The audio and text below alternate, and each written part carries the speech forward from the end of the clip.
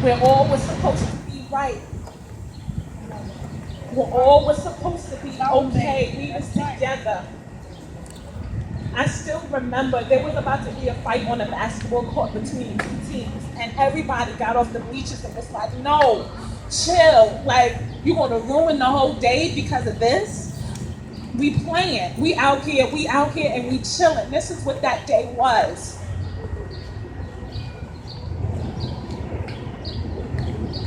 Chris played between this park and that park over there on his scooter that I had just gotten, his grandmother had just got him, and a basketball that his father had just got him.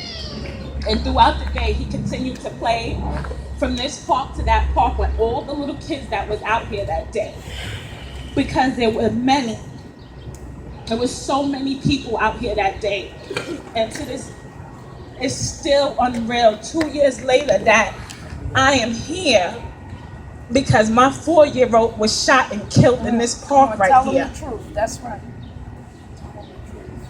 The two being charged, 17 and 19 years old. Like, that makes absolute no sense. 17 and 19 years old, without the thought of all the humans that were out here, without the thought of thinking twice. Because I know, as they sit in that courtroom, and the charge is the murder of my 4-year-old son, I can only think that they would think, damn, if I had not, if I just waited, if I let the red run out and stop being so mad, my pride being so hurt, that at that particular moment and at that particular time, I had to shoot with no thought to my son out here playing. It's mind-boggling to me. He would have been 6. I didn't get a graduation from kindergarten. I didn't get to put up pictures of my son going to 1st grade. He never even lost his first tooth. That was my baby lying out on these streets in this park.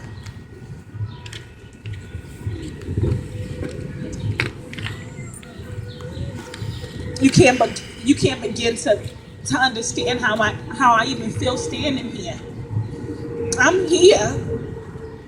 I'm shy still standing. I'm here.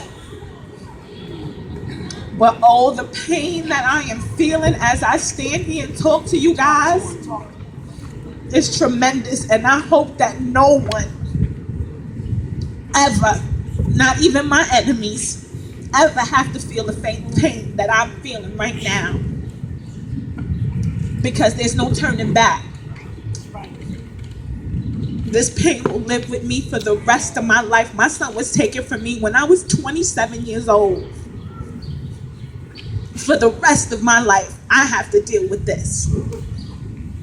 So I'm here, chanting, put the guns down and tell. Because it's the absolute truth. If your sons and your children are out here with guns, please believe you could be that other family that I'm dealing with right now. Who, when they go to court, they represent their child who murdered another child. Do you want that to be you? Because let me tell you, I don't want it to be me. And I'm raising my children accordingly. Because no, not one, not my daughters, and maybe future sons. I will never have to be in another person's predicament. That will not be me. And I can say that on my unborn children right now. You raise your kids accordingly. Just because we come from the projects, just because we in the projects, don't mean we gotta be the projects. There's more to life than the four walls that you expect from these buildings around you. There's more to life than us killing each other. We gotta uplift. We gotta stand together. It's a community thing. This is not just, yes, I do put blame, and I do expect parents to raise children accordingly, but at the same time, it's the community. If you know what's going on and you choose not to say something, you are just as part of the problem as anyone else. Don't let Cheyenne be Norman be you. Do not let Christopher Lloyd Morgan Jr. be your child. Please take from my story.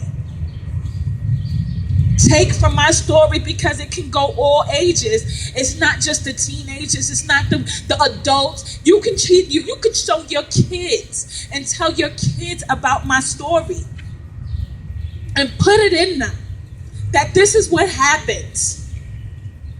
That violence happens any and everywhere, and we cannot stop it.